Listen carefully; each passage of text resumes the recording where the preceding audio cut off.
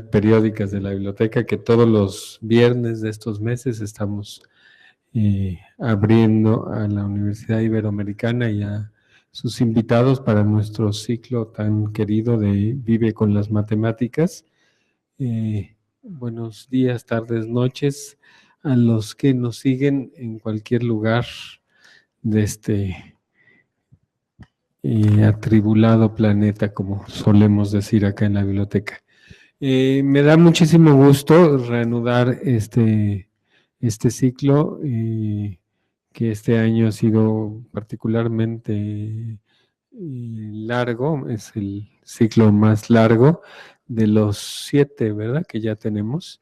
Y me da muchísimo gusto reanudarlo con el doctor Alfredo Sandoval, que él fue el causante de que estemos aquí. Porque él fue el primero que tuvo la idea de hacer un ciclo, de conferencias sobre matemáticas para acercar al público más amplio los temas diversos de las matemáticas. Y lo hizo a pesar de que tiene pues una trayectoria no exactamente muy fácil en términos como del amplio público. Él es, es físico y ha tenido una cantidad de premios y de reconocimientos, entre otras tuvo en el 2000 la medalla al mérito universitario por el mejor promedio en estudios a nivel doctorado en la Universidad Metropolitana. Quiere decir que es un cerebrito. Y desde la licenciatura se ha dedicado a realizar estudios en las diferentes áreas de física, estadística y termodinámica irreversible relativista. Tiene alrededor de 20 publicaciones científicas reportadas en literatura en revistas internacionales de alto impacto en su área. Ha impartido, más de 110 cursos en física y matemáticas, y el día de hoy nos va a hablar sobre un tema que creo que nos interesa a todos, los modelos matemáticos en la economía familiar. No creo que pueda ser magia, pero en todo caso sí nos va a ayudar a entender algo que está en la vida cotidiana de todos nosotros, que es la economía familiar. Alguien me decía acá hace un ratito que a ver si podía, ahora sí, ver cómo le alcanzaba la quincena. No sé si llegue a esos prodigios, pero bueno, como todo es relativo, ¿no es cierto? Ya estaba haciendo una vulgarización de la teoría de la relatividad, pero un peso es un peso. Vamos a ver.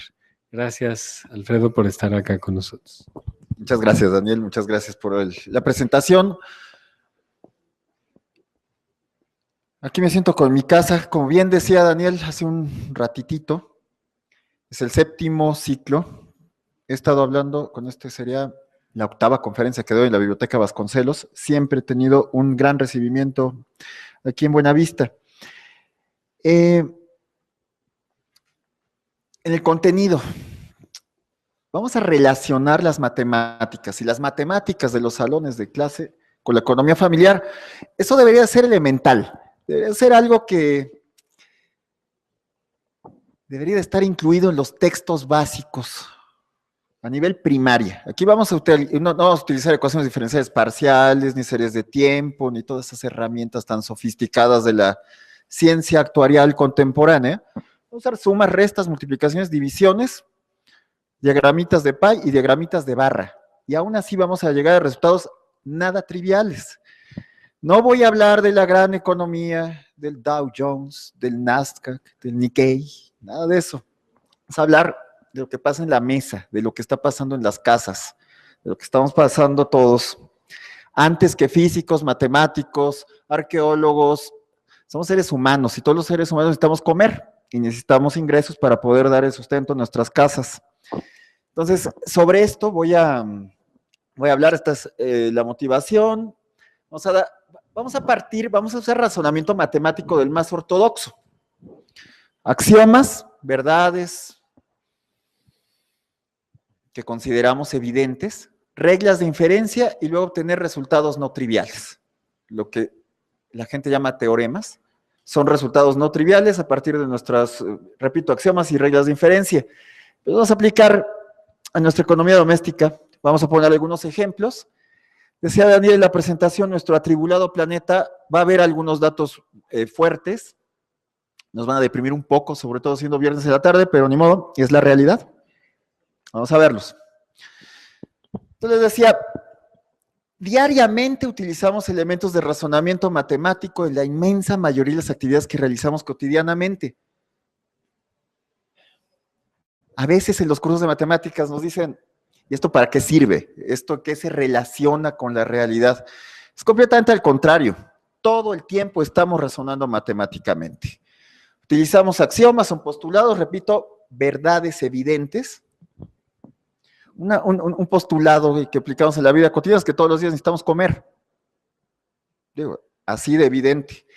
Si después de aceptar el axioma nos vamos a pensar qué implica, bueno, pues que necesitamos ingresos, que necesitamos un horario, que necesitamos una cierta logística para asegurar el sustento, y de ahí podemos estar llegando a verdades, repito, no tan evidentes.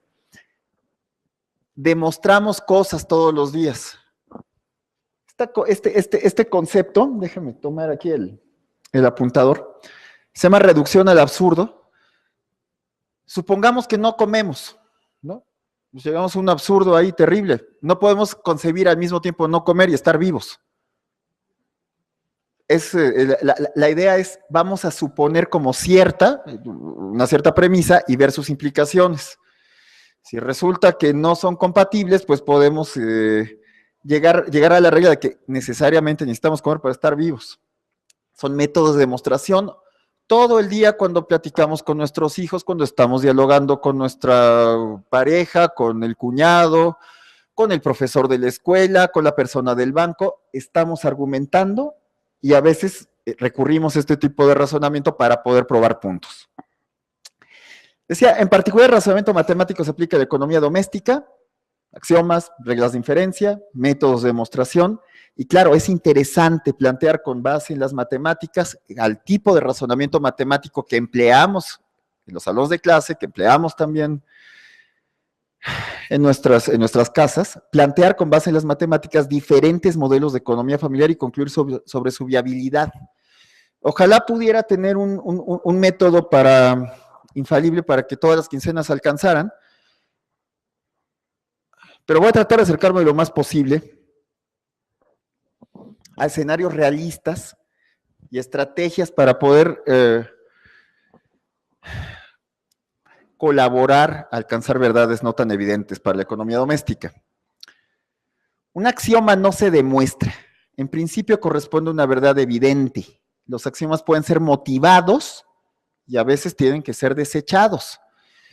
Por ejemplo, si partimos del axioma, del postulado, de que lo más importante en el mundo es tener una fortuna de 5,000 millones de pesos o más, pues entonces toda la vida la vamos a estar orientando con base en el axioma a hacer actividades para obtener semejante fortuna o más. Bueno, hay axiomas alternativos. Si uno se da cuenta de que tendría uno que delinquir, que meterse en el crimen organizado, que estar haciendo una tranza impresionante para tener semejante fortuna, o incurrir en algunas actividades poco éticas, entonces uno debe de cambiar el axioma, a veces tiene que ser desechado, decir, bueno, a lo mejor necesito un ingreso que me dé una vida decorosa, que me dé tranquilidad, y no necesito mis 5,000 millones de pesos o más. Ahí la idea es partir de un postulado y de ahí orientarnos con base a reglas de inferencia a llegar a verdades. A partir de aplicar las reglas de inferencia es posible establecer verdades no evidentes, les llamamos teoremas. En las matemáticas formales, el término teorema inclusive está sacralizado, es decir, es como compararlo con el ejercicio físico. No sé aquí cuánta gente corra. ¿Quién ha corrido más de 10 kilómetros una carrera? Tenemos 1, 2. quizá haya otros 2 o 3 que se vean un poco tímidos y no hayan alzado la mano, ¿no? Si estamos pensando en las carreras, uno puede estar orientándose a tener una buena forma física, pues a combatir la diabetes, a tener buena salud, pero no nos estamos orientando realmente a ser los campeones olímpicos, o si no soy campeón olímpico, mejor no corro. Sí pasa con las matemáticas formales.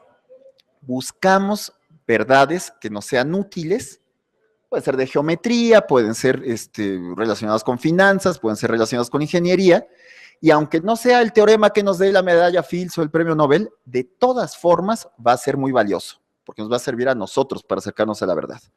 Entonces, llegar a una verdad no evidente con base en un razonamiento matemático siempre va a ser muy valioso, independientemente de si el teorema nos da o no publicaciones, puntos en el SNI, premios o lo que sea. Lo más importante es que nos sirva a nosotros. La economía doméstica, los axiomas motivados pueden proponerse con base en datos. Entonces, vamos a ver algunos datos y con ello vamos a poner algunos axiomas. Nos va a llevar a verdades no tan evidentes. Poner primero este dato. Creo que me voy a pasar para este lado para poder explicar mejor. Sé que no se ve muy bien, hice algunas pruebas hace rato. Así que voy a describir con mucho cuidado. Estos son datos reales. De ahí vamos a hacer ciertos postulados y luego generar reglas de inferencia para la economía doméstica. Estos son los costos de alimentación. Son datos oficiales. Probablemente algunos de estos datos les den risa o los cuestionen. Vamos a tomarlos como punto de partida, digamos como lo que en matemáticas llaman un benchmark, un tanteo, una primera aproximación. Dice, evolución mensual del valor de la canasta alimentaria. Es la línea de bienestar mínima. La fuente es el Consejo Nacional de Evaluación para la Política de Desarrollo Social, el Coneval.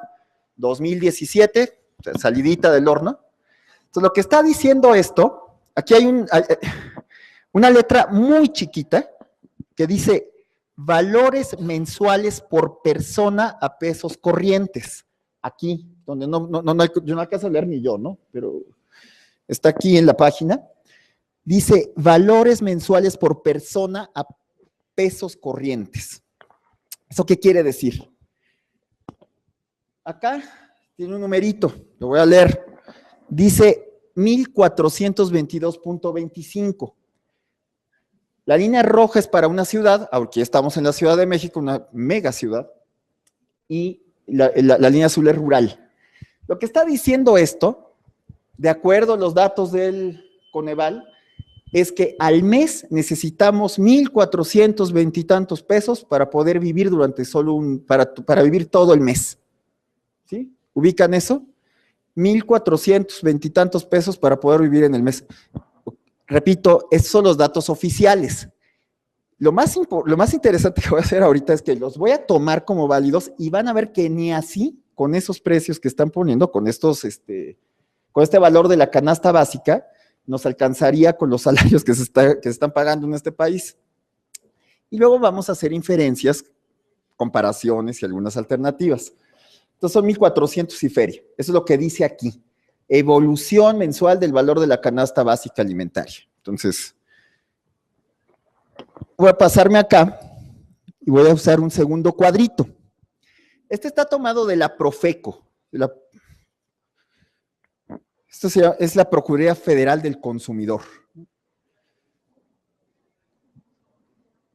De acuerdo a la Profeco, y esto lo voy a tomar también como hipótesis de trabajo, como axioma, la distribución del gasto mensual en los hogares en México va más o menos así.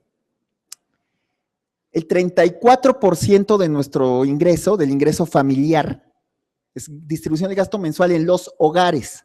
Entonces, tomen todos los ingresos, todas las entradas que hay en su casa, el 34% le dedicamos a la alimentación, lo que dice la Profeco después de hacer una encuesta nacional, estudios, etcétera. Dice que en salud gastamos el 3.6%, en vestido y calzado el 5.4% y así sucesivamente. En transporte el 18%. Es curioso que junten educación y esparcimiento en el mismo rubro. O sea, más o menos como si fuera lo mismo ir a jugar boliche que ir a la escuela, ¿no? Pero educación y esparcimiento, 13.9%. En aseo, 10.6%, en vivienda. Y ahora vamos a usar un tercer eje para luego ya hacer modelos matemáticos con nuestras herramientas.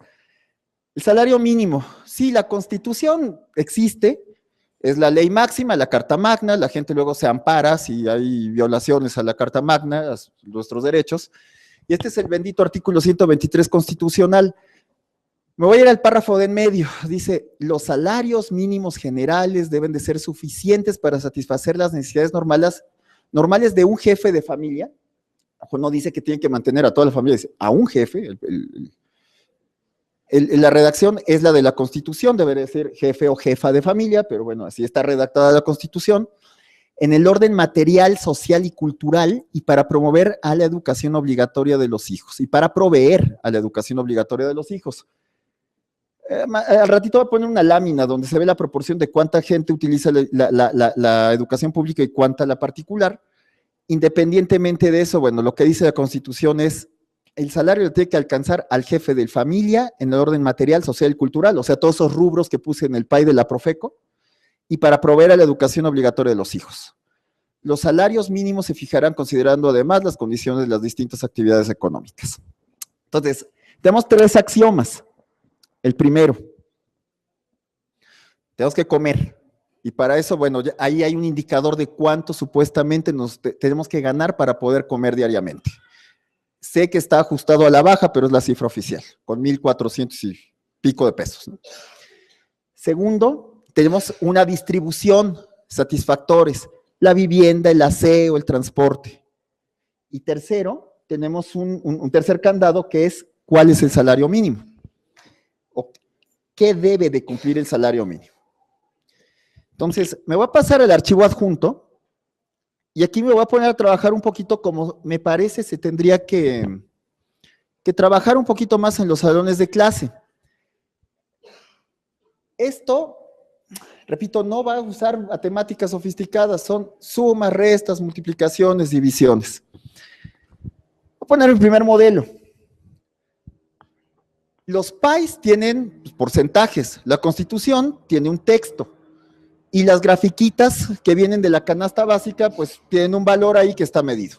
Vamos a ponerlo en plata, vamos a ponerlo con matemáticas, como le haríamos en pizarrón. Vamos a decir, X es el ingreso familiar total.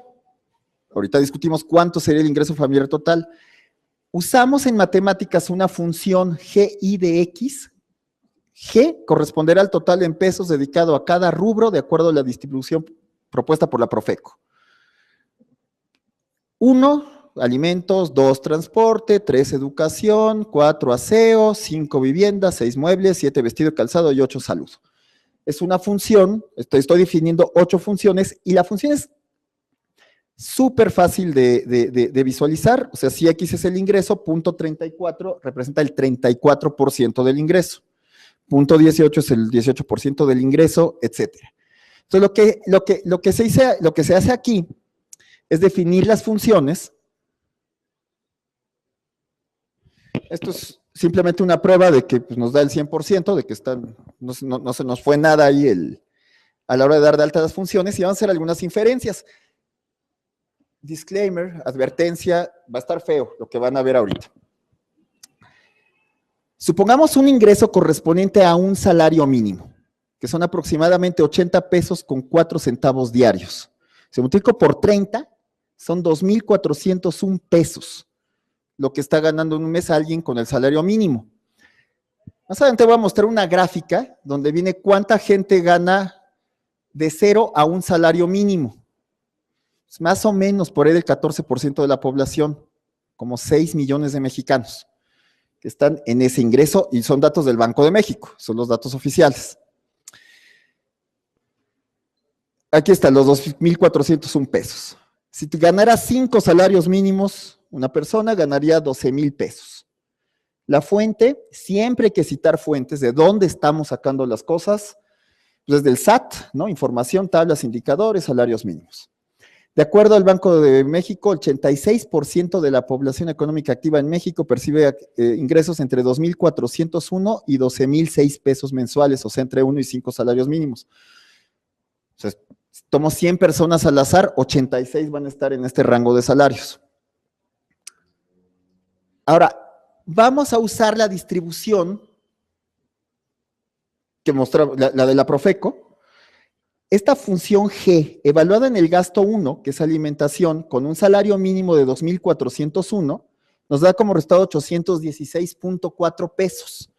Eso querría decir que al mes una persona que gana el salario mínimo y se atuviera a la distribución del 30 y tantos por ciento, 34% en alimentación, tendría que dedicar 816 pesos al mes para poder alimentarse. También tiene que vestirse, también tiene que asearse, también tiene que transportarse. Todas esas son actividades que se tienen que satisfacer en la vida cotidiana. Si vive entre 30, tendría 27 pesos para comer al día. ¿Sí? ¿Alguien se imagina 27 pesos para comer al día? Bueno, nótese que el texto constitucional lo que dice es que por lo menos el jefe de familia se va a poder mantener con el salario mínimo. Aún, noten ahí, lo que esperaría un profesor de matemáticas es que resaltaran la respuesta, no para ganar una calificación, no para sacar un 10, no, es para transmitir la idea, la comunicación apropiada. Aún para una persona que se ocupa exclusivamente de su alimentación, no mantiene a nadie, el salario mínimo es insuficiente. Ahora, una cosa es decir insuficiente, vamos a hacer la cuenta de qué tan insuficiente.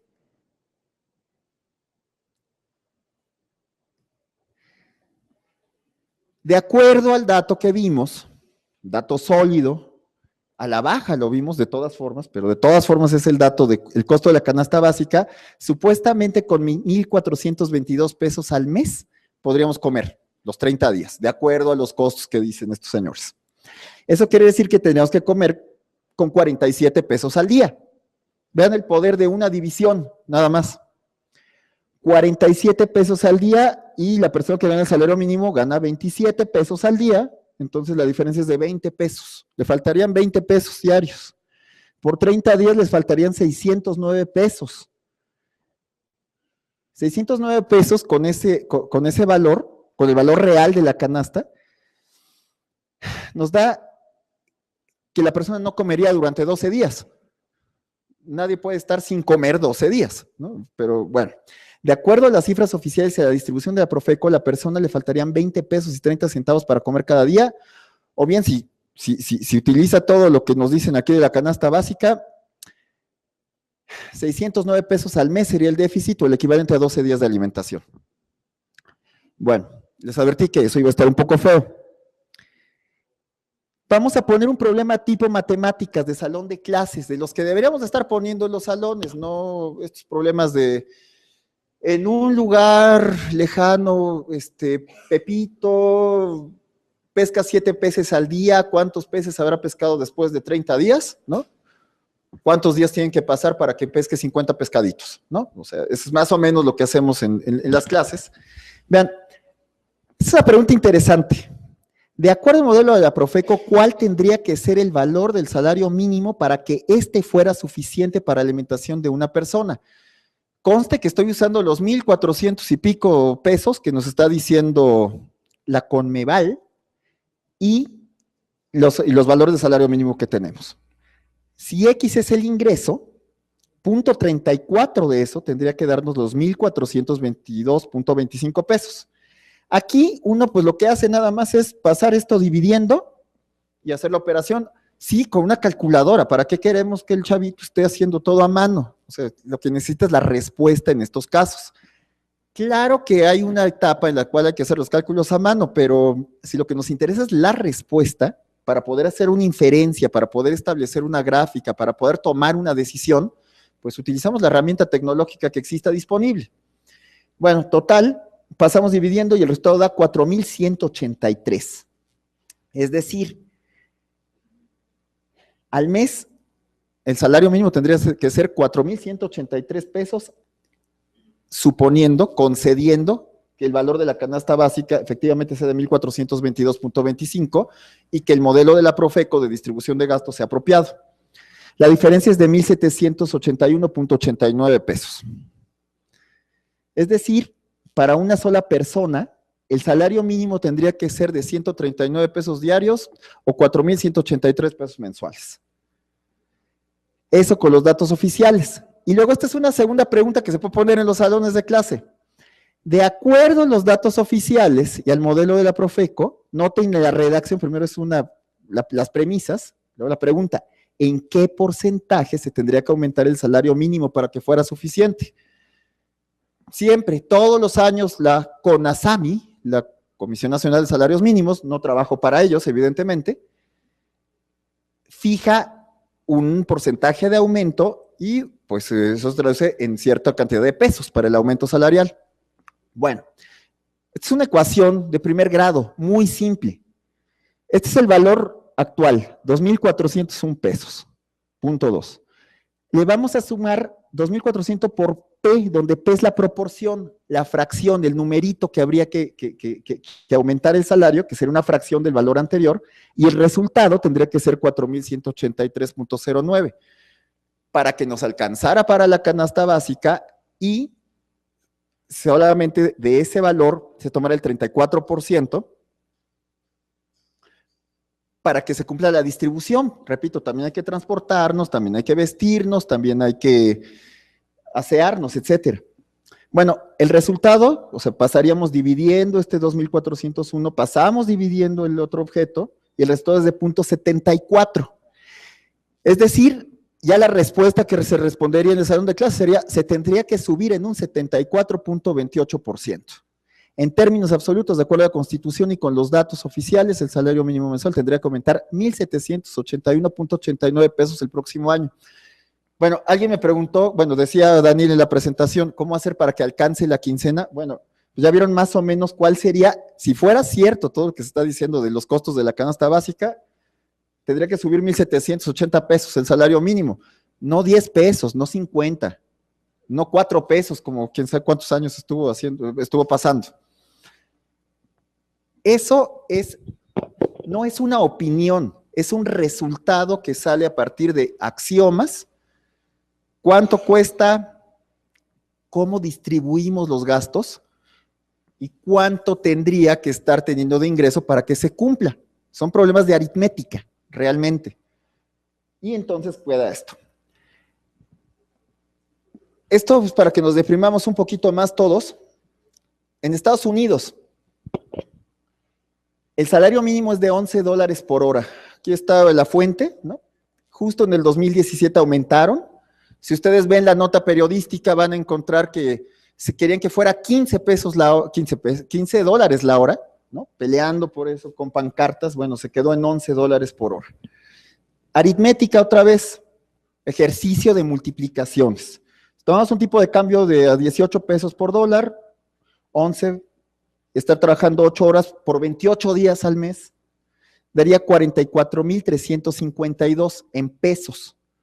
O sea, el salario mínimo allá es de 44,000 contra nuestros 2,000. El factor es de 18.47, casi 20 veces más. Imagínense su salario multiplicado por 20. Y bueno, dice aquí, el salario mínimo en los Estados Unidos es casi 20 veces mayor, multiplicado. Eso explica en buena parte el éxodo de migrantes. Evidentemente, entonces hay todas estas situaciones, uno puede pensar, pues va a haber problemas de tráfico, va a haber un negocio de estar pasando gente al otro lado, va a haber un sujeto que va a estar construyendo muros para que no pasemos, todas esas cosas. Bueno, en el fondo está la diferencia en el ingreso, que nos alcanza y que no nos alcanza. Ese es el alcance solamente de hacer, repito, sumas, restas, multiplicaciones y divisiones, con datos reales, o con datos por lo menos oficiales. Me voy a regresar al PowerPoint. Aquí tengo mi... Déjeme usar este ratón. Me voy a pasar a la siguiente lámina. Esta es una especie de histograma en forma de pie del ingreso en México. Todo esto estoy hablando de economía formal. Todos sabemos que existe una economía informal enorme, que existen fuentes de ingreso fantasmales. De eso no voy a hablar, no sé nada. Como buen matemático, físico, hombre de ciencias duras, no voy a poder dar información de lo que no, ni inferencias si no tengo datos. Solamente puedo hablar de economía formal. Y en la economía formal, yo tengo talento para echarme estos apuntadores. Más de 5 salarios mínimos, que era esa barrera, por ahí ponen de 2.400, multiplícalo por 5, da del orden de 12,000. Solamente el 14% de la población tiene esto. Ahora, si tenemos hogares con 2 ingresos, así en ese escenario ideal de que no hubiera problemas de género, que hubiera completa equidad y que la mujer ganara lo mismo que el hombre, que hubiera los 2 ingresos, multiplíquelo por 2, ¿no? 40, no sé, 50,000 pesos al mes de ingreso en la casa. Claro, hay algún segmento que es muchísimo más alto, de ese no voy a hablar tampoco. Hasta un salario mínimo, suena un poco chistoso que diga hasta un salario mínimo, por ley, por lo menos la gente tendría que ganar un salario mínimo, pero bueno, hasta un salario mínimo 14%, más de 1 y hasta 2 salarios mínimos 24%, más de 2 y hasta 3 salarios mínimos es un 28%, y entre 3 y 5 salarios mínimos 20%, lo cual da la cifra que decía hace un rato, 86% de la población gana entre 0 y 5 salarios mínimos, bueno, entre 1 y 5 salarios mínimos. La fuente aquí está, Banco de México, política monetaria, inflación, y hay una referencia. Voy a pasarme a este lado. Vamos a pensar que no ganamos. Generalmente las réplicas vienen en el sentido de, pues bueno, pero nadie gana un salario mínimo. Bueno, ya vimos que de acuerdo a las cifras oficiales, por lo menos un 14% de la población está ganando un salario mínimo.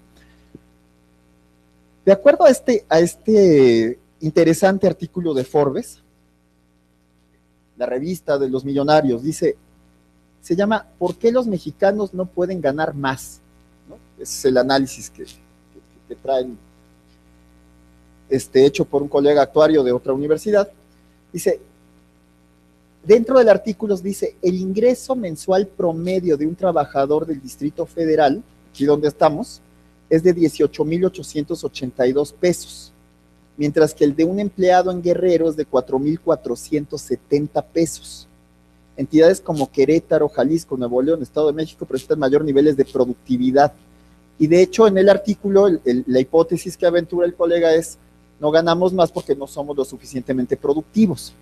Perdemos mucho tiempo en la oficina, esas cosas dice el artículo. Chismeamos y hacemos otras cosas. Bueno, en eso no lo voy a discutir. Voy a regresarme al archivo de matemática y vamos a ver el escenario con los datos correspondientes al salario promedio de la Ciudad de México. Entonces, podemos hacer cuentas muy semejantes. El artículo es de diciembre del 2015. Entonces aquí generosamente le puse los 18,882 pesos, lo multipliqué por 1.1, o sea, le sumé un 10%, suponiendo que subió 10% el ingreso en este año y medio transcurrido.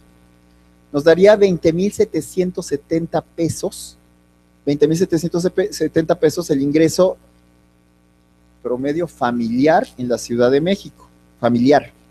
La fuente es de Forbes, que a su vez cita a la Organización de Cooperación y Desarrollo Económico, la OCDE, el Club de los Países Ricos. Y aquí, vean, la instrucción en el paquete, que es como cualquier otro paquete que ya circula desde hace muchos años, estoy evaluando la función G, que no hace más que tomar el ingreso y multiplicarlo por su porcentaje, en este caso aquí sería por 0.34, etcétera, y evaluar con el ingreso promedio de 20,770 pesos. Da para una buena tarea escolar. Tome usted un caso real. Tenemos muy pocos textos donde se aborden casos reales. Utilicemos la inflación de México, el salario mínimo en México. la inflación en México, etcétera. Y bueno, encontramos esto. Esta es la distribución en barritas. Entonces uno le dice, haz una distribución en barritas. En alimentación, con el salario promedio de la Ciudad de México, estamos gastando del orden de 7,000 pesos al mes. Al mes. Si lo dividimos entre 30, nos va a dar el gasto diario. Digamos, si dedicáramos 28,000 al mes, lo dividimos entre 10, serían 2,800, multiplicamos por 3, con 6,000 y fracción, ¿no? Si tenemos una familia de 3, 4 personas, bueno, pues podemos hacer la cuenta. Ya estamos en un escenario muy alejado de, pues viva usted con 50 pesos, ¿no? Que es lo que pasa con el mínimo, pero de todas formas nos falta bastante plata. Vean, en este aspecto que es educación y esparcimiento, dice que estamos gastando en la Ciudad de México del orden de 3,000 pesos, haciendo la proporción si usamos el modelo de distribución de gastos de la Profeco. El costo de una escuela particular mensual, ¿sí? Bueno, o sea, no nos alcanza para la educación, menos para el esparcimiento. En transporte del orden de 4,000, en aseo personal entre 2,000, 3,000, etcétera. La cuestión del vestido dice que menos de 1,000 pesos al mes, ahorita que fueron las graduaciones, a ver si es cierto, ¿no? Que se tienen estas distribuciones, pero bueno, digamos, es mensual, a lo mejor uno dice, bueno, pues si lo multiplico por 12 sería el gasto anual, y en algunos meses no lo gasto, y lo hago la proporción. Este rubro en particular es bien preocupante, el de salud, ¿no? Menos de 1,000 es lo que supuestamente dedicamos de acuerdo al modelo de Profeco y de acuerdo al ingreso promedio en la Ciudad de México. Si alguien va a una consulta particular, pues ya la cosa ya tronó. Si utilizamos el servicio público, si tenemos la fortuna de ser atendido rápidamente, que no esté saturado, etcétera, bueno, pues la hicimos. Si no, eso también explica la saturación de los servicios públicos. Entonces, la fuente inicial es el ingreso que tenemos y ya lo comparamos con el que hay en el vecino país del norte. Factor de 20. Déjenme bajar aquí con el ratón y vamos a pasar al siguiente punto. Me voy a regresar al archivo que sigue. Esto casi no, es una lástima que no se pueda ver, pero les voy a leer la lámina. ¿Se acuerdan más o menos lo que decíamos en educación, no? Entonces, la lámina, esta está tomada del periódico El Financiero. El artículo se llama Nuevos incrementos en colegiaturas, archivo HTML, y digamos, para el ciclo 2015-2016, en cierto colegio particular dice 8,690 pesos al mes. Eso sería por niño, en tercero de primaria. Sí, a lo mejor los que están hasta adelante pueden alcanzar a leer, pero dice, bueno, esto sería el costo para tercero de primaria. 8,690, más abajo hay colegios que valen 15,350. Estoy un poco impreciso porque esta es la pura inscripción, y lo de abajo son las colegiaturas que están entre 8,700, 10,000, 5,380, 5,980 y 3,625 al mes. Déjenme pasarme a lo que sigue. Eso explica también claramente, entre el ingreso que estamos viendo, no es de sorprendernos, pues que la gente, que la mayoría tengamos que recurrir a escuelas públicas. Yo hice, como mencionó Daniel, mi doctorado en la UAM de Iztapalapa, muy orgullosamente, con excelentes profesores, y bueno, 90% es pública o gobierno, 90,75%, 8,86% están en privado de paga, y de otro tipo, traté de averiguar cuál era el otro tipo, pero no supe, no es ni pública ni privada, es elaboración propia a partir de datos del INEGI, es una encuesta nacional desde el año 2012, esto no ha variado mucho, y bueno, pues es que estamos viviendo con los recursos que tenemos. Ahora, esta enseñanza pública no significa que sea gratuita. todos los que estamos en el sistema productivo pagamos impuestos y esos impuestos deben de ser canalizados para dar una educación pública de calidad. Gratis no es un favor, es un derecho. Y entonces, déjame pasarme aquí. Vamos a pasarnos a esto de los salarios, los profesionistas. ¿Cuánto estamos ganando de acuerdo a las carreras? Y aquí luego me voy a regresar otra vez a hacer otra distribución, considerando los salarios. Siempre nos da curiosidad decir, bueno, pues conozco unas personas que tienen a 2 hijos en escuela particular, y si nos atendemos a la distribución de la Profeco, pues ¿cuál sería su salario? ¿No? Realmente, ¿cuáles serían sus ingresos? ¿No? Dice del salario de los ingresos, como sea que lo estén ganando. Ahorita hacemos el ejercicio. Estos son los salarios de profesionistas: A, arquitectura; B, ciencias físico-matemáticas; C, ingenierías; D, ciencias biológicas, económico-administrativas. Es el promedio de ingresos mensual, está tomado del Observatorio Laboral, también del gobierno. Las tendencias. No alcanzan a leer los números. Pero el próximo año voy a exigir aquí a Daniel que por lo menos a las exposiciones que sean, que requieran mucha precisión y los numeritos se hagan en el auditorio para que se pueda ver grande. Otros ciclos se han desarrollado en el auditorio. 14,145 pesos mensuales en esta área. Arquitectura, urbanismo y diseño son los salarios promedio. Supongamos que hay 2 profesionistas en casa, en este escenario ideal, pues estaríamos por los 28,000 al mes. Más arriba del promedio, claro, pero también, ahorita vamos a ver que no alcanzaría para tanto y no es comparable con lo que ganan los profesionistas también en el primer mundo, los países desarrollados.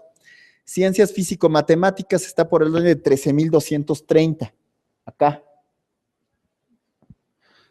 Ingenierías anda por el orden de 12,573, ciencias biológicas por el orden de 11,914, etcétera. En el J, o sea, los profesores, acá, ¿no? El profesor que va a estar en la primaria, en la rural, por ahí de 9,120 pesos.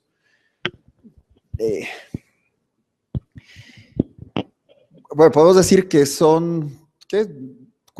Entre 4 y 5 salarios mínimos. De todas formas es insuficiente, y bueno, la cantidad de cosas que tiene que hacer un profesor desde todos conocidos para la sociedad, no tengo que ampliar eso demasiado. Déjenme regresarme al archivo en matemática y vamos a pasar a lo que sigue.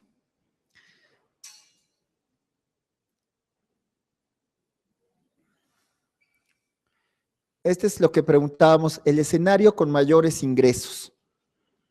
Supongamos que tenemos de estos colegios que mostré, una colegiatura, ahí se me fue, puse mensual, tiene que decir mensual, por 2 hijos en un colegio particular, ahí se me fue la R, bueno, tercero de primaria. La colegiatura que tomé fue de 5,380, supongamos que hay 2 chamacos, 10,760. Y vamos a hacer el cálculo al revés. En lugar de decir, tengo tal ingreso y voy a calcular cuánto tendría que usar de ese dinero para mi distribución, suponiendo la distribución ideal, vamos a hacer al revés. Conocemos a una persona, tiene a los 2 chamacos, sabemos el costo de las colegiaturas, y entonces lo que hacemos es tomar el 13,9%, 0.139 del ingreso, multiplicado, sí, 0.139 multiplicado por el ingreso, tendría que dar los 10,760 de la colegiatura mensual. Y despejamos la X, pasamos el 0.139 dividiendo, hacemos el cálculo con nuestro aparato, y resulta que da 77,410. Quiere decir que estas personas, pues sí están en el estrato superior, en este 14% de más altos ingresos. No estamos cuestionando absolutamente nada de la integridad de las personas, simplemente estamos viendo cuál sería el ingreso, del orden de 77,410 al mes, que aún así es poquito comparado con lo que harían los profesionistas en el primer mundo. Aquí está resaltado, el ingreso familiar mensual debe ser del orden de 77,410, o sea, 32 salarios mínimos para pagar 2 colegiaturas, manteniendo la distribución. Vean lo importante que es la distribución de gastos. Estas personas que se dedican a hacer asesoría financiera, Les dicen, bueno, a ver, vamos a hacer algún tipo de plan a largo plazo, su retiro, que usted pueda llevar a pasear a toda la gente, a toda su familia dentro de 20 años, etcétera. Lo primero que hacen, y está bien hecho, es hacer una distribución. ¿Cómo estamos distribuyendo los gastos? Esta es una distribución más o menos estándar, la que estamos siguiendo en México. Y entonces, si dedicáramos el 13.9% de nuestros ingresos y estuviéramos pagando colegiaturas de este orden, es decir, que nuestros ingresos tendrían que ser del orden de 77,000 pesos al mes. Bien, esto, repito, pues da un resultado, no para una calificación, o sea, eso es para tomar decisiones, o sea, usamos la matemática para saber cómo podemos diseñar, cómo podemos distribuir mejor los gastos, cómo vivir mejor. No es un simple elemento para sacar un papelito, un certificado, y luego seguir y decir, las matemáticas no me sirvieron para nada. Vamos a ver cuál sería la distribución en este caso. Vean que ya no está tan cercano a la realidad. O sea, digo, si alguien tiene ingresos de 77,000 al mes, una familia, no repito, una sola persona, una familia combinando pues ingresos diversos, a lo mejor llega una remesa del extranjero, a lo mejor está llegando lo que quieran, ¿no? 77,000 al mes. Entonces, con la distribución de la Profeco estaríamos del orden de 25,000 pesos en comida. Bueno, si sabes que salir a comer es caro, quién sabe a dónde comeríamos. Ahora, si nos ponemos a ver esto de la educación y el esparcimiento, ahorita va a hacer referencia de eso en la última lámina, vamos a encontrar que existe también una economía extraña, macabra, oscura, ¿no? De que la gente se entera que está gastando 30,000 pesos en una noche en un antro y que se están moviendo quién sabe cosas. Bueno, imagínense cuáles tendrían que ser los ingresos si estamos pues en ese nivel, en este rubro, en el de acá, porque habría que tener la educación y aparte lo de estas actividades que estoy mencionando. Bueno, aquí estamos diciendo del orden de 25,000 en comida, en transporte del orden de 15, 14,000. Claro, otra vez está la cuestión de que a lo mejor se saca un carro a crédito y se va pagando y parte de la mensualidad y la otra parte es para gasolina. En los otros escenarios, bueno, no alcanza para automóviles particulares, evidentemente entonces se usa el transporte público. Estos son los escenarios que hay. Este diagrama que estoy poniendo, repito, es del 14% del estrato más alto de la población de acuerdo a los datos del Banco de México. O sea, el 86% corresponde a datos mucho más realistas, digamos, más comunes, que estaban en las otras distribuciones. En educación y esparcimiento del orden de 10,000, en aseo se está gastando esto, una vivienda entre 5 y 10,000 pesos, que es más o menos lo que se paga con un crédito hipotecario contemporáneo, en muebles, en vestido, y de todas formas el rubro de salud está medio descuidado. Está la cuestión de cómo le hacemos en caso de que haya un imprevisto. A veces uno puede estar utilizando la seguridad social, la pública, a veces uno invierte en un seguro de gastos médicos mayores, hay que ver esas cosas, pero es en la parte de salud. Y ahora voy a pasarme a una lámina que es una combinación de distribuciones. Es una gráfica donde estoy utilizando dos variables, o sea, y la primera entrada es el rubro, X es el ingreso, las G son las funciones, y aquí le estoy diciendo, pues grafícame de ciertos rangos. Voy a proyectarle aquí abajo, déjenme centrarlo un poquito más.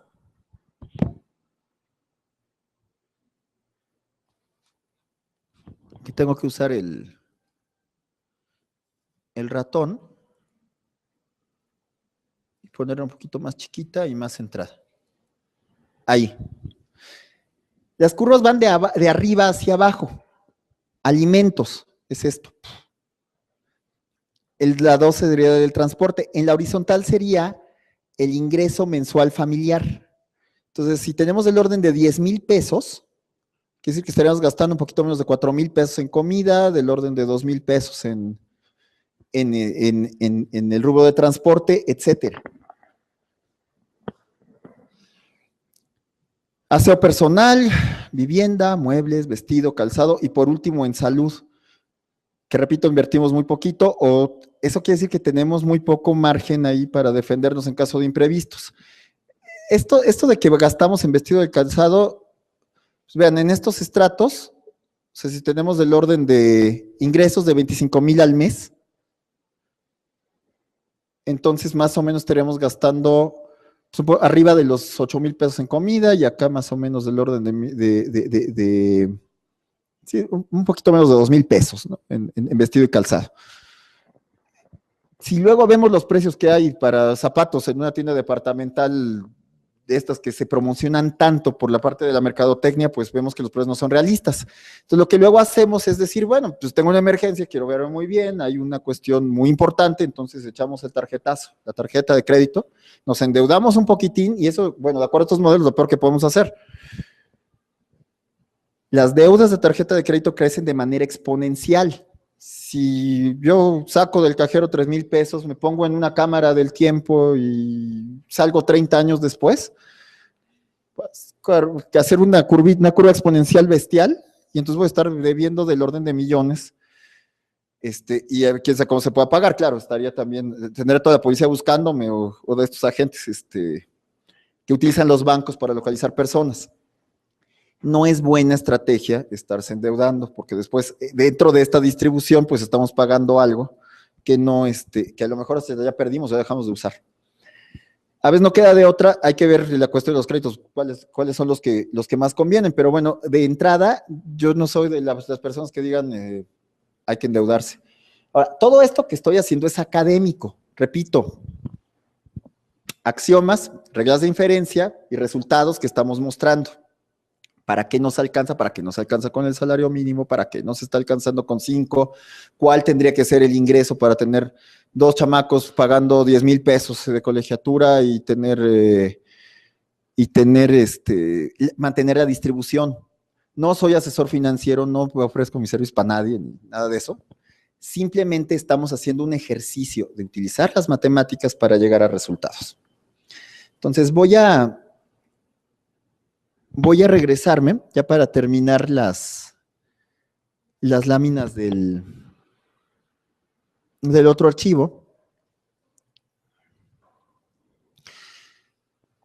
para hacer un poquito de reflexión. De nada nos sirve hacer toda la matemática del mundo si no reflexionamos de los resultados. Esto, insisto, ojalá se pudiera ver mucho más grande. No sé si los que ven abajo lo pueden distinguir, los que están aquí. Si pueden distinguir en la imagen que hay ahí arriba a la izquierda. ¿Qué parece, al menos? A ver si ya puedo hacer un poco más grande, pero...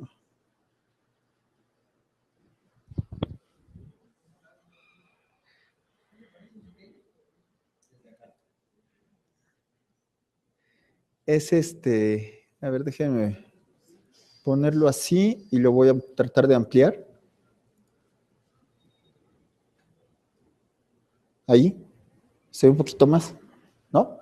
Sí, alguien mencionó un pintor, ¿no? Dijo, bueno, pues está en el artículo que está tomado de la revista Lado B, es una revista de Puebla, que luego tiene a bien publicar lo que yo escribo, hace referencia a Van Gogh de esa imagen. ¿Sí? Bueno, no es un Van Gogh ni un Siqueiros, vaya, de hecho no es una pintura que haya hecho ningún artista, es una imagen, es una fotografía. Adivinen de qué planeta es esa fotografía. Hace unos, son semanas, ¿no? Ni siquiera llega a meses, la sonda Juno de la NASA, que salió hace muchos años, pasó cerca de Júpiter y nos dio una imagen nueva. Entonces el artículo se llama Imágenes de Júpiter evocan cuadros de Van Gogh. ¿A qué voy con este asunto de poner esta imagen si estamos hablando de cosas tan realistas, tan pragmáticas, tan prácticas como la economía familiar? Pues es que, a final de cuentas, no necesariamente tenemos que partir del axioma de que si tenemos muchísimo dinero ya somos felices. Claro que necesitamos el mínimo indispensable para vivir, claro que queremos tener una vida decorosa, pero tampoco necesitamos ingresos impresionantes. Básicamente, a lo que voy ahorita es la idea de la toma de decisiones. En ese rubro tan modesto, tan X, tan apartado, correspondiente al esparcimiento. Tenemos que comer, tenemos que estar aseándonos, tenemos que transportarnos, pero no somos hormigas, o sea, no nada más es estar viviendo el mayor tiempo posible y ya con eso, con el mayor dinero posible, y ya con eso seguramente vamos a tener un boleto para la eternidad o algo así. Claro que hay que satisfacer las necesidades, pero tenemos que estar buscando un poquito más en la vida. Por eso puse la cuestión de Júpiter. Somos la única especie que puede voltear al cielo, que puede estar pensando en las estrellas, que puede estar pensando en nuestros orígenes. Eso no es un distractor, eso es la realidad. Cuando están hablando con un físico, finalmente. La cuestión del ejercicio físico, aquí hay mucha gente con un oso panda ahí en la playera, de las muchas carreras que hay, en las cuales la gente lo que hace es entrenarse, gastar en un par de tenis y en algunas playeras una carrera cada 2, 3 meses, no es un gasto realmente fuerte. Nos mantiene sanos, aleja la diabetes, aleja el sobrepeso, no necesariamente tiene que ser ni mercadotécnico ni nada, es una actividad que se puede realizar y que da mucho de la trascendencia. No sé si pueden distinguir, yo sé que la imagen está en caricatura, la persona que está en el centro está tomada es una imagen que está tomada de la red de una serie que salió hace poco que se llama Cosmos, un remake de lo que hizo Carl Sagan, ya modernizado, que hace un divulgador de la ciencia muy famoso, Neil deGrasse Tyson, de Cosmos. No sé si alguien la vio, ¿sí? Sí la vieron, pero aquí estoy con gente, si no estarían aquí, ¿no? Los que les gustan estas cosas. Es una astrónoma que durante mucho tiempo estuvo trabajando por una cantidad, inferior, una cantidad de dinero tan pequeña, irrisoria, y en la Universidad de Harvard. Y emigró porque en la Universidad de Cambridge no le daban un empleo. En las estrellas tenemos reacciones de isótopos del hidrógeno. En realidad son reacciones de protón-protón, generan helio, se fusiona y todo ese calor sirve que haya vida en la Tierra. O sea, la vida como tal se está generando en las estrellas vía toda esta energía liberada. Y la primera persona que se dio cuenta de que ese tipo de reacciones ocurrían en el Sol fue esta chava, se llama Cecilia Payne. Escribió su tesis y la condicionaron, se le van a rechazar y se la condicionaron a que quitara, que era el hidrógeno el que estaba produciéndose la fusión de hidrógeno, lo que producía las estrellas, lo que produce energía en las estrellas. Tuvo que poner una nota ahí. En estos tiempos ya se sabe que es la tesis más doctoral en astronomía más brillante de todos los tiempos. Y luego no pudo encontrar su trabajo y siguió persiguiendo lo que ella creía que era lo que se tenía que hacer. Acabó en Harvard y tuvo, finalmente con el tiempo, como 5 años después, ya le dieron un puesto como profesora, ¿no? Y ya pudo ganar, digamos, el salario normal. Lo común aquí es que la gente está buscando, identifica cuál es la actividad más trascendente para su vida y la persigue. Eso es lo que llamamos en matemáticas una función objetivo. Los recursos, sean muchos o pocos, basta que sean suficientes si uno está buscando la trascendencia de una actividad. Esta es la contraparte. Aquí lo que tenemos es un señor, a lo mejor no lo ven muy bien, no vale la pena que le amplíe mucho, o sea, es un señor que está en un bar, está con sus copas, está con admiradoras, con ropa del año, con la corbata, con el reloj. Está tomado de la revista Chilango, ¿no? La imagen. Y si estamos aspirando a esto como axioma, entonces necesariamente necesitamos esta cantidad de ingresos y entonces necesitamos esta distribución. Está fuera de la realidad y entonces la gente va a estar buscando otro escenario para estar haciendo la vida. Eso ya es decisión de cada quien. Déjeme pasarme aquí al modo de la pantalla.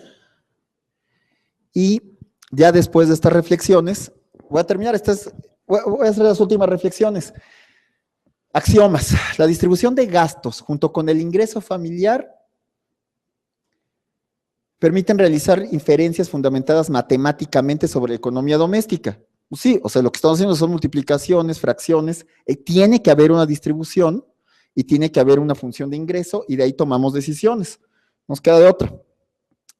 Ahora, esta parte es importantísima, la comunicación de escenarios en los entornos educativos y familiares es indispensable. En las escuelas tenemos que meternos mucho más a estas aplicaciones, que las matemáticas tengan dientes. No se trata nada más, repito, de hacer una situación hipotética de que Pepito se va a pescar y que después de tantos días va a pescar tantos pescados. ¿Cuántos días serán necesarios? Y si no ponen la regla de 3 y el planteo ahí adecuadamente les ponen tache y los van reprobando y los van regañando. Es mucho más importante que en la escuela se analicen los resultados, las distribuciones. Eso fomenta la comunicación en las casas. Los chavos van creciendo con una realidad.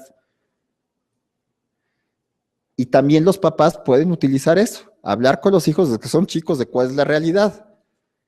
A veces caemos en el vicio de decir, mira, el dinero no importa cómo llegue, con tal que llegue. Yo ni cuenta me doy. Y entonces de repente puede haber ingresos así muy grandes y no sabemos ni qué pasó. Y si deja de haber, entonces sí nos enojamos, ¿no? Eso no es realmente una forma. Si uno sabe las operaciones básicas y hacer 3, 4 gráficas, puede hacer todo este tipo de modelos sin problema. La planeación de estrategias ante imprevistos es un tema de gran importancia que estuvo fuera del alcance de esta plática. ¿Qué pasa si hay una enfermedad? ¿Qué pasa si hay un choque? ¿Qué pasa si hay una defunción? O sea, bueno, eso escapa de esta plática, hubiera tenido que estar otras 2 horas, pero es un tema de mucha importancia. Los ingresos promedio en México son insuficientes para tener acceso a productos y servicios que frecuentemente son impulsados por la mercadotecnia. Habría gente que me cuestionaría esto, pero esto es un teorema, eso es una inferencia que acabamos de hacer considerando el ingreso medio, considerando los costos y considerando la distribución de gastos en la Profeco. Si uno dice, bueno, pues no comas, no te transportes, no nada, y todo mételo a un Ferrari o a un carro muy caro, bueno, pues a lo mejor, ¿no? Pero esto, pues es la verdad, o sea, es incuestionable. Asociar ingresos en escalas estratosféricas, o sea, grandes, así, vamos a estar ganando 400,000 pesos al mes, o los salarios que puede tener Neymar, Messi, Federer, ¿no? Todos ellos, como función objetivo de la existencia humana es cuestionable. La plata no es una deidad, no podemos pensar que el dinero es Dios. Si el dinero fuera Dios, yo sí sería ateo. Es lo que estamos diciendo, claro. Estamos hablando de que hay un nivel mínimo para tener una vida decorosa que hemos estado mostrando aquí. El salario mínimo no alcanza ni remotamente, hay otras escalas. Pero no necesitamos el salario de Neymar para poder hacer las cosas. Bueno, y finalmente, el mayor rendimiento de la economía familiar a partir de una línea mínima de bienestar se obtiene a partir de la identificación de objetivos trascendentes. Si nos gusta correr, si nos gusta pintar, si nos gusta patinar en hielo, si nos está gustando el tenis, si nos está gustando correr, si nos gusta la astronomía, identificar ese segmento que nos acerca a la trascendencia, esa va a ser la mejor manera de buscar objetivos, de poder plantearlos, de poder alcanzarlos. Si el objetivo es estar como ese señor de la revista Chilango, bueno, pues eso en principio sí es un espejismo. Se obtiene a partir de la integración de objetivos trascendentes y de una toma de decisiones orientada a la consecución de los mismos. Y bueno, con eso termino. Aquí puse la brújula del Capitán Sparrow, que es la que dice, nos orienta para ver qué es lo que realmente queremos. Muchas gracias.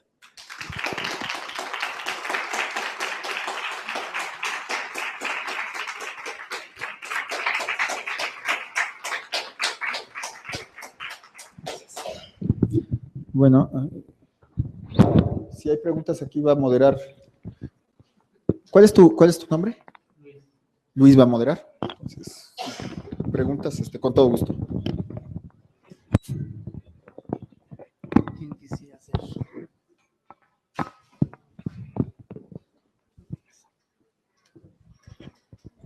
Sí, buenas tardes. ¿Qué tal? Así como la perspectiva que nos dio es fuerte, también una pregunta un poco fuerte en base Está a bien, la pero presentación. para eso son estos ciclos de conferencias. Tenemos las nuevas tecnologías, que son casi preguntas de examen también a veces. Ya con el ingreso de las nuevas tecnologías, aumenta la producción en cuestión de producto, pero disminuye en cuestión y función del trabajo.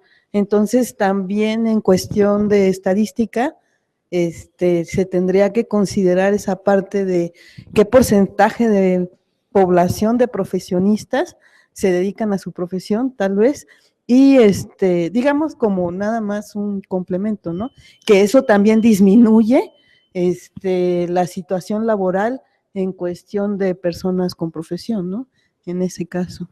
Muy bien, gracias. ¿Tu nombre cuál es? Patricia. Patricia, vean, en términos de matemáticas, lo que está diciendo Patricia es hay que incorporar más variables. El artículo que está aquí citado, de la revista Forbes que hizo el colega actuario, de por qué los mexicanos no pueden ganar más, lo está vinculando efectivamente con la productividad.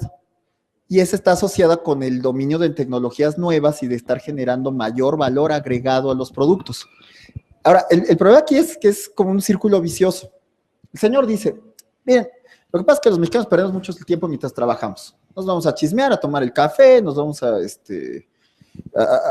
ver quién es el que va a estar dando las órdenes o lo que sea. Y por el otro lado dicen, en cambio, en los países desarrollados, las 8 horas de trabajo son de trabajo, ¿no? De hecho, en el artículo nos comparan con los irlandeses, ¿no? De cuántas horas estamos produciendo, cuánto producimos por hora de trabajo. Y entonces dicen, bueno, está la cuestión de que manejan más la tecnología, de que tienen otro tipo de formación. Ahora, yo esto lo comparo con un poquito con la cuestión del huevo y la gallina, o un círculo vicioso. Si la gente tiene un ingreso que no le permite, porque eso ya lo vimos, no es alguien en Guerrero que va a estar ganando 4,470 pesos al mes, pues lo que hace es pues trabajar lo menos posible y moverse lo más posible para tener otros ingresos. La gente luego está teniendo 2 o 3 trabajos al mismo tiempo. En el mismo medio académico eso ocurre. Los profesores que no están de planta, los profesores que son de asignatura, a veces trabajan en una universidad y luego en la otra, y luego en la otra, para poder estar haciendo una sumatoria positiva y que sí les alcance la plata. Porque el salario de una no da. Entonces, por supuesto que van a tener menos productividad. En el artículo hay 2 escenarios encontrados, precisamente. Uno que dice, pues primero suban los salarios para que la gente se quede más tiempo, se dedique más a lo que está haciendo y entonces va a ser más productivo. Por el otro lado, están los que dicen, no, pues no le subas nada hasta que sean más productivos, ¿no? Que sean más productivos, haya más margen de ganancia, entonces sí le subimos los salarios. Es un factor que claro que hay que considerar, la cuestión de las nuevas tecnologías, el valor agregado de los trabajos y el qué mecanismo se puede hacer para que efectivamente estos salarios que efectivamente no alcanzan puedan ser más altos. Pero en lo que sí está de acuerdo, en lo que estamos de acuerdo todos es que tanto hay que subir productividad e ingreso para que la economía se active de una manera significativa. Muy bien, gracias, Patricia.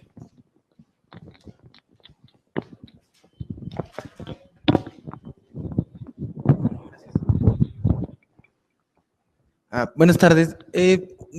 Creo que está bien si lo vemos justo un lado del empleado, claro. Que está viendo, o sea, que un jefe vea por su salario.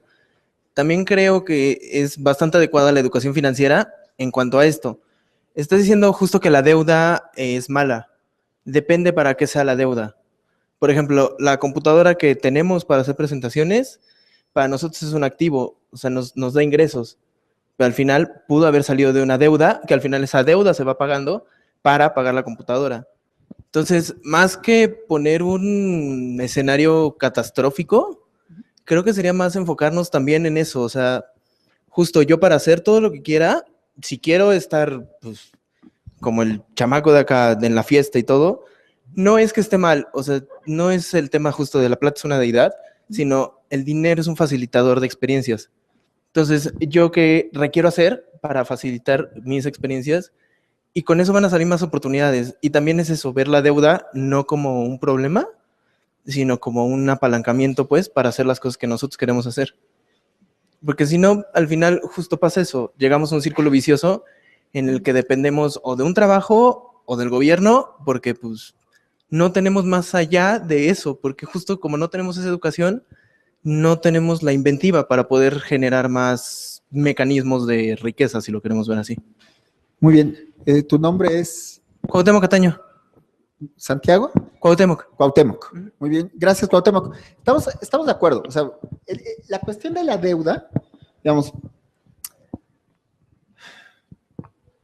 si un padre de familia, ¿no?, está pues con gastos, graduaciones, cosas, y de repente pues, se chuta sus tenis, ¿no? Y ya no puede estar haciendo las cosas y quiere correr y va a hacer el medio maratón y todo esto, pues a lo mejor sí se avienta el tarjetazo, porque es lo que quiere y está dentro de sus objetivos, no va a pasar nada. Claro, no hay que satanizar las deudas, pero ojo, ahí estamos hablando de una actividad en la cual hay afinidad, que es un objetivo. Malo es que nos compremos unos tenis carísimos para hacer y los guardemos en el closet y los paguemos y no los usemos nunca, ¿no? Eso sí es malo. Ahora, si empezamos a usar este mecanismo de deuda de manera extrema, sin productividad, sin afinidad y luego, pues, sin control también, ahí es donde tenemos la bronca. Ahora, si está efectivamente orientada a una actividad, a un bien, como puede ser la computadora, decir, bueno, pues esto lo voy a usar, bueno, para hacer maravillas, voy a poder sacar información, voy a poder hacer cálculos, voy a poder hacer gráficos, le voy a sacar todo el jugo del mundo, bueno, pues bienvenida sea la deuda, o sea, para eso existen. Ahora, si lo que tenemos es la computadora y nada más la estamos usando para ver memes, ¿no? Entonces a lo mejor ahí ya no es tan buena la inversión. Claro, hay que sopesarlo y es una cuestión de estar tomando las decisiones apropiadas. Y repito, desde el punto de vista que estoy planteando aquí, la matemática sí está ligada con la vida cotidiana y con la toma de decisiones orientada a lo que realmente queremos. Lo primerito en una familia es ver cuáles son los objetivos, cómo se apoya a los hijos y también cómo los hijos identifican realmente lo que necesitan. Y entonces ya canalizamos estas baterías económicas más allá, no tanto decir, bueno, pues primero tengo mis millones y luego veo qué quieren mis chamacos. No, esto va sobre la marcha. Y la cuestión es que esa toma de decisiones va generando más valor agregado conforme van aumentando las actividades. Y es más la calidad que la cantidad lo que importa en estos casos. Gracias, Cuauhtémoc.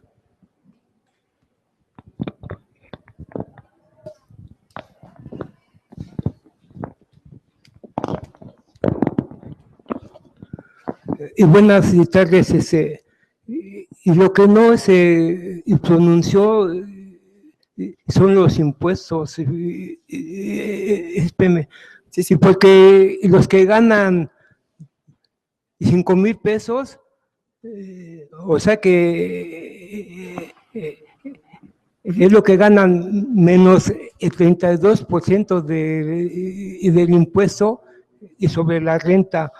Más aparte, bueno, y es que somos un país que pagamos muchos impuestos, más aparte el 16% del IVA, o sea que casi es el 50% de los impuestos. Bueno, es mi inquietud esa. ¿Su nombre cuál es? Ernesto. Ernesto. Vean, me da gusto que se haya hecho esta pregunta. Vean, estos ingresos en realidad ya están de alguna manera rasurados, ¿no? después de los impuestos. Yo trabajo en la universidad, soy asalariado. Si veo la cantidad de impuestos que estoy pagando conforme, o sea, el ingreso bruto que tengo pues, es más alto, y luego uno ve que es el ISR y todos estos montos que, bueno, uno no lo ve, o sea, de derechito en la nómina ya nos decimos contribuyentes cautivos, ¿no? Ya se va derechito a los impuestos. Entonces, las cifras no lo aclaré y gracias por la precisión, Ernesto, ya serían los netos después de todos los impuestos. Ahora, lo mencioné hace un ratito, la educación pública no es que sea gratis, le estamos pagando con todos los impuestos que tenemos. Y es bien importante, y aquí no es de grilla, es de inferencia lógica. tenemos que exigir que esos impuestos se traduzcan en servicios de calidad. Que si el agua, que la luz, que la seguridad, ¿no? La pavimentación, el bacheo, todo eso, bueno, pagamos un mundo de impuestos, sobre todo los que estamos cautivos en la economía formal, y necesitamos ver que se traduzca en la calidad de los servicios. Eso también va a generar que haya menos imprevistos, que haya menos accidentes, que haya menos asaltos. Entonces, es doble. La cuestión de que el ingreso sea más alto y la cuestión de que la calidad de los servicios públicos derivados de estos impuestos sea mucho más alta. Aquí, por ejemplo, tenemos una biblioteca hermosa, pública, pues con servicios buenos, donde tenemos mucha gente, y bueno, ahí parte de los impuestos están ahí. Ahora, la mayor claridad, hacer estos gráficos de distribuciones,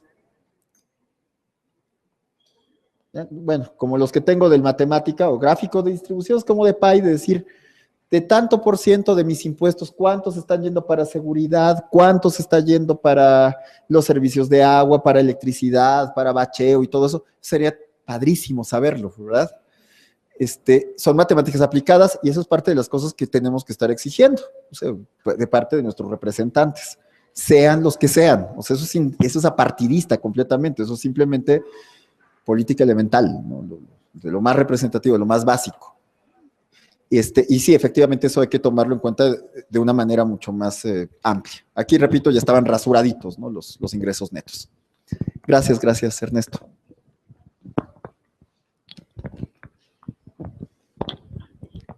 Muchas gracias. Bueno, agradezco la presentación, es muy amable. Para mí resulta revelador, inspirador. Primero porque en sabiendo cómo colocar los gastos de los ingresos, pues puede uno pues medio librarla, por Claro, lo que se ve. La otra es de que, bueno, en una función de producción de alimentos, esto también está dando direcciones o inspiraciones. Y finalmente, en el caso de la astrónoma que usted menciona, no la conozco, es una lástima porque es una persona bellísima. De alguna manera nos da una orientación, porque hace poco escuchaba en el metro un joven que estaban comentando ahí sobre un par de jóvenes que les había llegado mucho dinero en sus manos y que lo desperdiciaron, les hizo mal. Y dijo, es que el dinero en manos de tontos es peligroso. Entonces, pues ella de alguna manera hizo una distribución y pues mi admiración. Gracias, doctor. Gracias, su nombre es... Abdón. Abdón. Sí, ok. Muchas gracias. Gracias. Pues muchas gracias por la aportación. La cuestión de la mujer en la ciencia, o sea, digo, la foto, aquí en la caricatura, pues está rodeada de puro varón, y es algo que también queremos abordar en algunos de los futuros de las conferencias.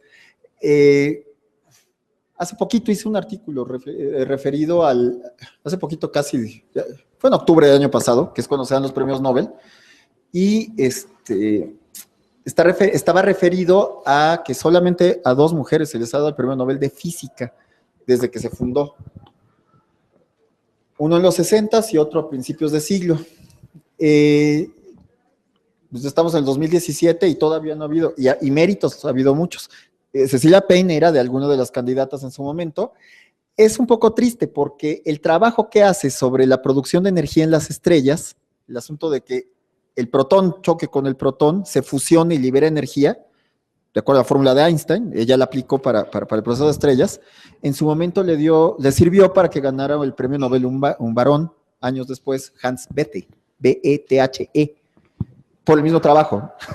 Entonces, eso son cosas que son bastante injustas y, bueno, son áreas de trabajo, áreas de oportunidad, dicen los señores, para poder estar mejorando a la sociedad. Muy bien. ¿Alguien más? Bueno, entonces no hay más preguntas, les agradezco muchísimo su atención y bueno, nos vemos en la próxima y también la clausura, recuerden que luego hay siempre una clausura que la universidad, con todos los ponentes y entrega de reconocimiento se realiza ya a final del ciclo. Muchísimas gracias.